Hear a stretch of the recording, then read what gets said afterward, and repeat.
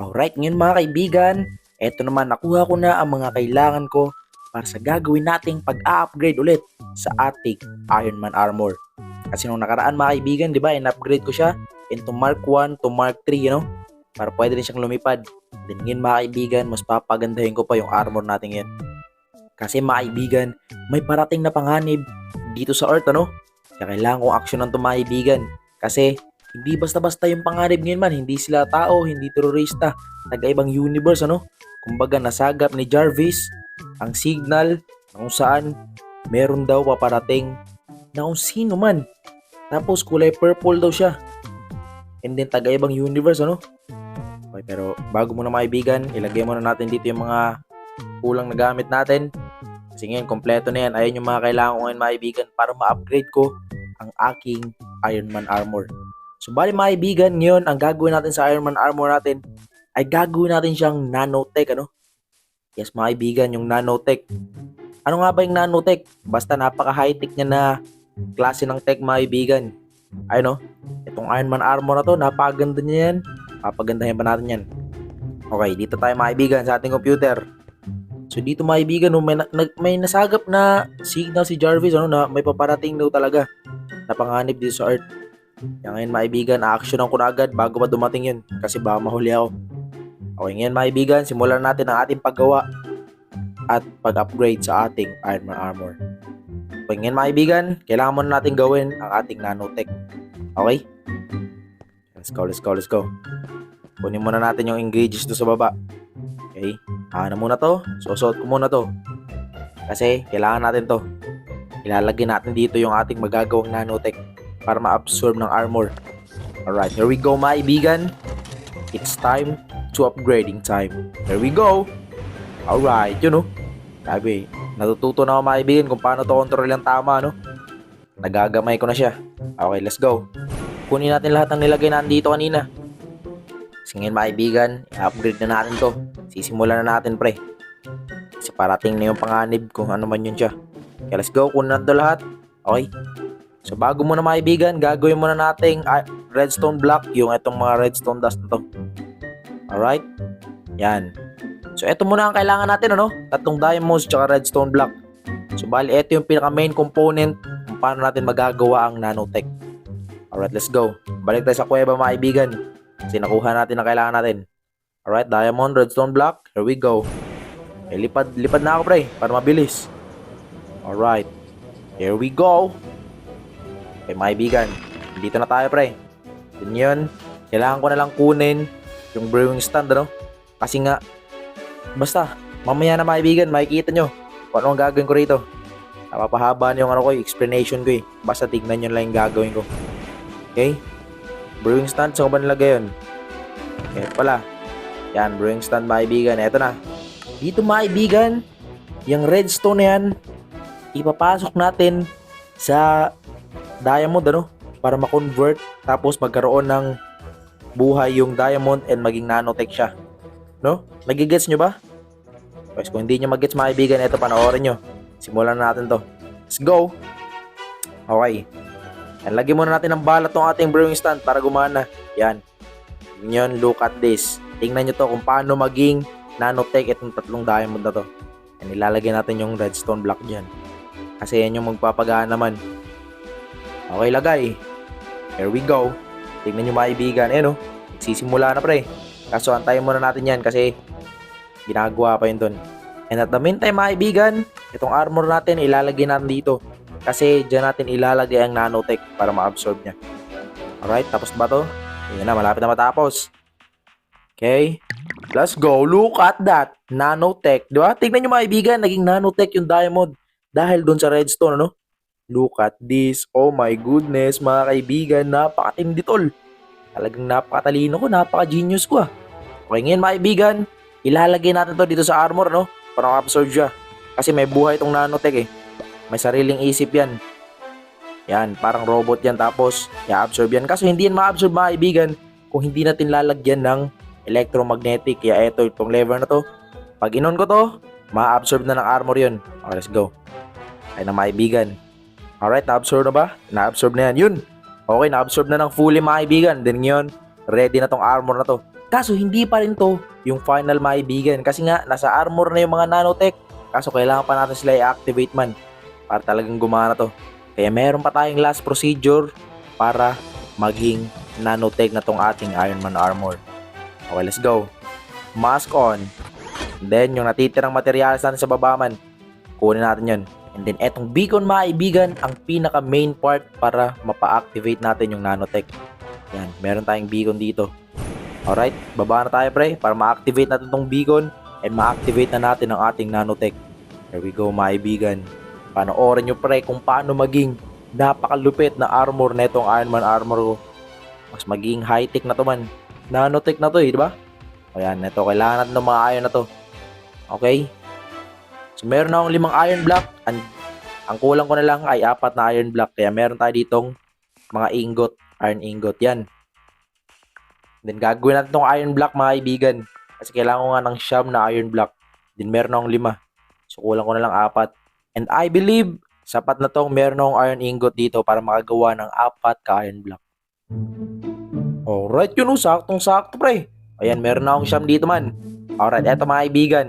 Ngayon man, kaya meron tayong iron block dito kasi ipapa-activate natin yung beacon.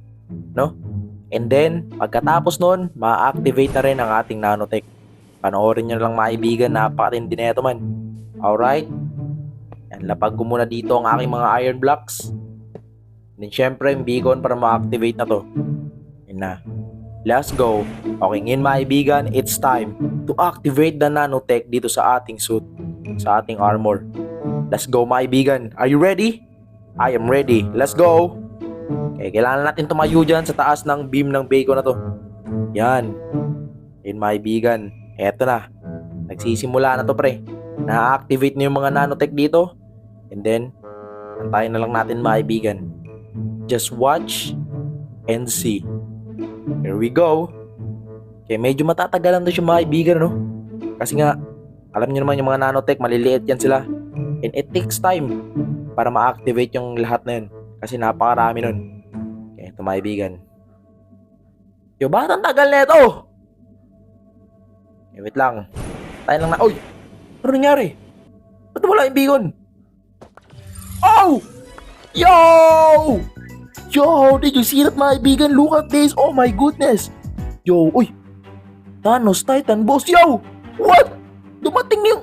Ayun yung panganib, tol. Oh my goodness. Si Thanos pala yung tinutukoy ni Jarvis, tol. Oh my... Yo, takbo, pre! Yo, what the... Yo, look at that, mga kaibigan. What? Andito si Thanos, pre. Pero tignan nyo tong armor ko. Talagang gumanda yung armor ko, mga kaibigan. Yo, look at this. This is the Iron Man Nanotech armor. Look at that, mga kaibigan. Wow. E din saktong-sakto, pre. Na ano na yung armor ko, nabuo na, na-upgrade na, and then dumating si Thanos man. Pero look at this ba, kaibigan. Oh my goodness, Oh! Ang ganda na ng armor ko. Oh my. Tapos meron pa akong mga ano dito, to. Energy Blade, oh yun ang mga nanotech mga kaibigan. Oh my goodness, yo! Wow! Energy Blade! Yung napakalupit mga kaibigan. Tignan nyo naman yan, pre. What? Tapos eto pa ano to? Hammer equipment. Wow! Yo, look at that, tol. Ang laki ng mga kabao ko. Nako po, pag sinapa ko si Thanos dito, talagang dudugo yung mukha nun. Oh my goodness, mga kaibigan, napakatindi na ng armor ko. This is the Nanotech Iron Man armor. And gawa ko to mga kaibigan. Talagang proud ako dito, pre. O kaya saan na ba yung Thanos na yun? Yo, where are you, Thanos? Yan na siya. Yo, ba't siya napunta dyan? Ito na pala si Thanos, mga kaibigan. Okay, let's go. Itry natin to. Sapakin natin tong hat na to. Uy, come on, pre! O, ito, sapakin sa... sapak! Kita nyo ba yung mga bigat? Yan, o. Yo, pati yung tubig man, nawawala man dahil sa sapak ko man. Yo, wait lang, pre. Yo, dito ka sa taas, tol! Ba't nandiyan siya sa tubig, alam mo? Eto ka. Man mo tong napakarami kong laser! Ano? Kumobra! Look at this, mga kaibigan. Ang dami nyo, no? Anong laban mo dito, Thanos? Diyan ka lang pala. Sige, ba't ka nandiyan sa tubig, pre? Labasin mo ko. Labasin mo ko, tol. Lumabas ka dyan sa tubig ko, Loski. Loski, kainin mo yan. Kainin mo yung mga laser ko, ang dami niyan, tol. Tapos eto, repulsor cannon, no? Canyon na repulsor, bagang. Sabi mga kaibigan. Nakain niya lang, hindi siya makagalaw kasi nasa tubig eh. Tara dito, pre. Tara dito, yan ay, lumabas na siya. Sumunod na rin, okay, let's go. Ready mga kaibigan, repulsor cannon. Repulsor cannon. Come here, dog. Ano? Uy, lumabas na siya sa tubig. Oh, shit! Oh my goodness, mga kaibigan, hinihiwa niya ako man si dual blade niya na ano. Oh what? So ito, kainin mo yung laser ko, napakarami yan. Ako, wait lang pre, lilipad muna ako pre. Ako, nahihirapan na ako dito man. Ang lakas ni Thanos tol, oh my. Yo. Pero hindi mo matatalo tol. Dahil nanotech na tong aking suit. Hindi na ako basta-basta, wait lang mga kaibigan. Eto, energy blade. Let's go, energy blade, here we go. Hiwain mo. Uy, akala mo ikaw lang marunong humiwa ha.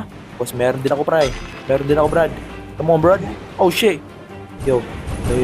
Wait lang pre. Lilipad ako pre para hindi niya umabot. Tapos sabay, gagamitan ko siya ng laser. Ito mga kaibigan. Ba't nandun siya? Ang layo niya. Come here, dog. Dito pre. Okay, wait lang. Palitan natin ng shield man. Shield. Let's go, shield. Tara natin ito mga kaibigan kung kaya niya ba to. Okay, shield tayo dito. Eto na. Yup. Oh, ang laki ng shield ko. Ayan oh. Pag sinasabi ko sa'yo, uy! What? Nasira niya agad yung shield ko. Ang lakas naman itong Thanos na to. Talagang napakatindi lang ang kanyang dual iron blade tol. Hindi rin basta-basta. Ayun oh.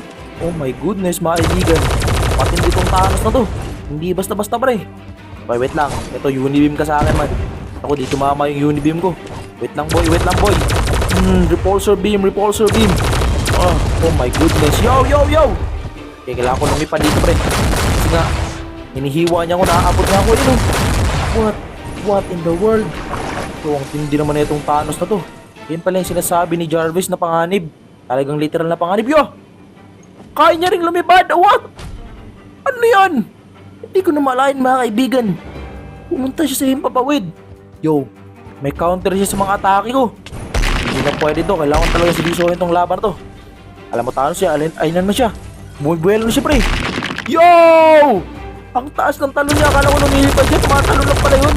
Grabe, ang lakas naman itong Thanos to. Yung pag-landing niya, sira yung lapag oh. So hindi, eto, kainin mo itong mga laser ko. Laser. Nanotech to pare. Napaka-high-tech na ito pare. Oh, come on dog. Wait lang mga kaibigan, eto, lilipad ako. Tapos sabay dito lang sa airman para hindi siya maabot. Ay, kaso tumatalon pala to. Oh, yan oh. Naabot niya pa rin ako. Napakatindi. Oh my goodness mga kaibigan. Okay, pero hindi mo matatalo. Sabi ko sa'yo, hindi ako papayag na matalo mo, Thanos. Ha? Dahil ako si Iron Man. At wala kang magagawa. And nanotech pa tong aking armor. Kaya anong gagawin mo sa akin, boy? Yo, yan ang mga kaibigan, tumalo na naman siya. Pero buti lang, hindi nyo natamaan. Kaya eto, kainin mo tong aking bagang kamao. Come here, dog. Wait lang pare. Eto, alam mo, tapusin natin to. No time to play the game. Here we go. Repulsor cannon, and then eto, kainin mo to. Hindi na ka natitigilan sa race na to, pre. Hanggang mamatay ka, pre. Oh! Ano? Grabe mga kaibigan. Talagang kinain yung lahat ng laser ko. Hindi ko na tinigilan eh. Talagang nagseryoso na ako, tol. Kasi nga, lumalakas na yung Thanos na yun. So, grabe mga kaibigan. Talagang napakatindi ng Thanos na yun, ha. Pero wala pa rin siya kawala sa aking nanotech, eh, no. Sinapa ko siya gamit tong napakalaking kamao ko. And yun mga kaibigan, wala na siya. Tapos sabay hiniwa-hiwa ko pa siya na itong energy blade ko. Grabe, nanotech technology. Nanotech Iron Man armor, napakatindi. Kaso mga kaibigan, kahit nag-shield ako man, hindi gumana sa kanya. Yan o, laki-laki niya no. One hit niya lang, sira agad. Napakatindi naman ng Thanos na yun. Talagang literal na panganib. Buti na lang man. At nagawa ko na tong aking nanotech armor bago siya dumating. Talagang saktong-sakto eh. Ganyan mga kaibigan, look at me.